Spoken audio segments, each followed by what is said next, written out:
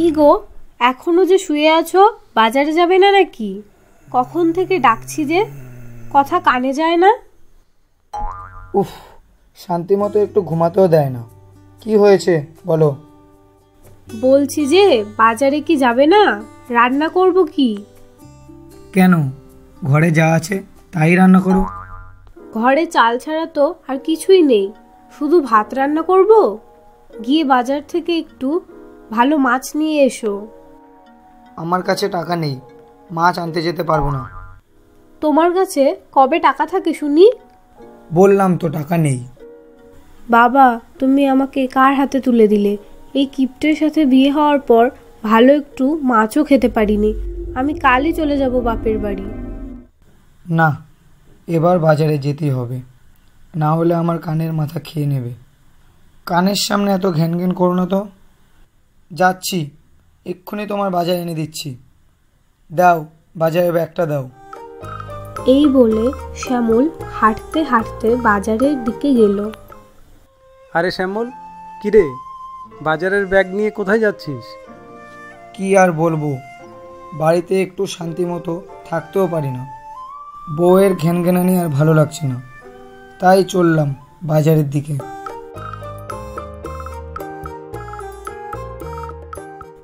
ভোলাদা, কি কি মাছ আছে গো? আরে শ্যামল যে, এসো, কি কি মাছ নেবে বলো?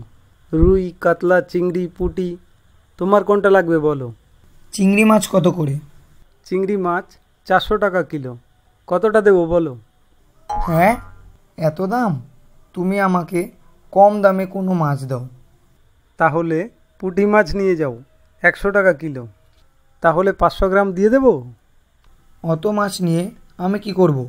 তুমি আমাকে 200 গ্রাম দিয়ে দাও। এই বলে শ্যামল মাছ নিয়ে বাড়িতে ফিরল। কই গো, বাজার নিয়ে এসেছি তো, ব্যাগটা ধরো। কি বললে? তুমি বাজার নিয়ে এসেছো? কি বাজার এনেছো শুনি? তোমার জন্য পুঁটি মাছ এনেছি। আজ ভালো করে পুঁটি মাছের ঝাল রান্না করো, জমিয়ে খাবো। তুমি কি বাজারে গেলে পুঁটি মাছ ছাড়া আর অন্য কোনো মাছ চোখে দেখো না নাকি? কি আর করব, বাজারে মাছের যা দাম, একমাত্র পুঁটি মাছটাই কম দামে পেলাম, তাই তো এটা নিয়ে আসলাম। তোমার মতো হাড় কিপটে আমি আর একটাও দেখিনি। তুমি আবার শুরু করেছো? ধুর ছাই, আর ভাল লাগে না। যাও তো যাও, তুমি গিয়ে রান্না করো, খেয়ে দিয়ে আবার কাজে বেরোতে হবে। হ্যাঁ, যাচ্ছি বাবা, যাচ্ছি। কিছুক্ষণ পর শ্যামল খাওয়া দাওয়া করে কাজে বেরিয়ে পড়ল। পরের দিন সকালে আমি খাবারের জল আনতে গেলাম। হ্যাঁ, ততক্ষণে আমিও স্নানটা সেরে আসি। এই বলে শ্যামলের স্ত্রী জল আনতে চলে যায় এবং শ্যামলও স্নান করতে বেরিয়ে পড়ে।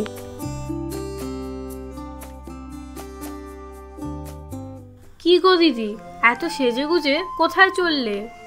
আরে অনেক দিন হলো বাপের বাড়ি যাইনি, তাই কদিনের জন্য ঘুরে আসতে যাচ্ছি। দিদি, তুমিও তো অনেক দিন হলো বাপের বাড়ি যাওনি, তুমিও কদিনের জন্য গিয়ে ঘুরে আসো। আমার আর বাপের বাড়ি যাওয়া? কেন দিদি, কি হলো গো? আরে আর বলো না, আমার বাপের বাড়ি তো আর কাছে না যে ইচ্ছে করলেই চলে যাব। সেই কত দূরে, যেতে আসতে কতগুলো টাকার প্রয়োজন। আরে দিদি, আমি তো খেয়ালই করিনি, তুমি কানের দুল আবার কবে আনলে? কালই গিয়ে আমার স্বামী শ্যাকরার দোকান থেকে কিনে এনেছে। দেখো, মানিয়েছে না কানের দুলগুলোতে? হ্যাঁ দিদি, খুবই সুন্দর লাগছে কানের দুলগুলো। আচ্ছা দিদি, আমি এখন চলি। হ্যাঁ, সাবধানে যেও। কিছুক্ষণ পর শ্যামলের স্ত্রী জল নিয়ে বাড়িতে ফিরল। কি গো, কোথায় গেলে? হঠাৎ এর আবার কি হলো? কখন থেকে ডাকছি, কোনো সাড়া শব্দ নেই। ব্যাপারটা দেখতে হচ্ছে তো। এই যে, তোমার আবার কি হলো? কখন থেকে ডাকছি যে কোনো সাড়া শব্দ নেই, শুনতে পাচ্ছ না নাকি? শীতলের স্ত্রী বাপের বাড়ি যাচ্ছে। শীতল তার স্ত্রীকে কত সুন্দর কানের দুল কিনে দিয়েছে। ও, এইবার বুঝলাম এইভাবে রাগ করে বসে থাকার কারণ কি। ঠিক আছে, তোমার কানের দুল চাই তো আমি কালই তোমার জন্য এনে দেব। হ্যাঁ, তুমি আমায় কানের দুল এনে দেবে? কেন, বিশ্বাস হচ্ছে না নাকি? তুমি কত ভালো গো। আজ কি খাবে বলো, আমি সেটাই রান্না করব। থাক থাক, আর আদিক্ষেতা দেখাতে হবে না। তুমি এখন রান্না বসাও, আর আমি একটু ঘুরে আসি। এই বলে শ্যামল হাঁটতে হাঁটতে শ্যাকরার দোকানে গেল।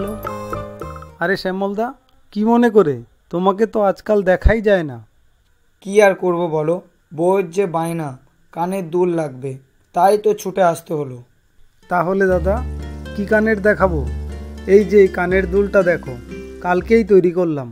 না না দাদা, তুমি আমাকে সোনার কানের না, বরং একটি রূপোর কানের গড়িয়ে দিও, আর সেটি সোনার জলে ডুবিয়ে দিও। আচ্ছা দাদা, তাহলে তুমি কালকে সকালে এসে কানের দুলটি নিয়ে যেও। পরের দিন সকালে। আমি একটু বেরোচ্ছি। এত সকাল সকাল তুমি আবার কোথায় যাচ্ছ? ফিরে এসে বলবো। এই বলে শ্যামল আবার শ্যাকরার দোকানে গেল। দাদা, কানের দুলটা তৈরি হয়েছে? হ্যাঁ, এই নাও তোমার কানের দুল। ঠিক আছে। আচ্ছা দাদা, আসছি। বেশ ভালোই হয়েছে, কম দামে একজোড়া কানের দুল তো হয়েছে, গিন্নি তো কিছু টেরই পাবে না। কিছুক্ষণ পর শ্যামল বাড়িতে ফিরে আসলো। কই গো, কোথায় গেলে তুমি? দেখো তোমার জন্য কি এনেছি। দেখি দেখি, কি এনেছো? এই নাও, তোমার জন্য কানের দুল এনেছি। ও মা, তাই? তুমি আমার জন্য কানের দুল এনেছো? কই, দাও দাও, আমি এক্ষুনি গিয়ে পরে আসি। যাও যাও, গিয়ে পরে আসো, দুদিন পরে না টের পাবে। কিছুদিন পর। তুমি একটু বসো, আমি স্নানটা সেরে আসি। হ্যাঁ হ্যাঁ, যাও, তাড়াতাড়ি ফিরে এসো কিন্তু।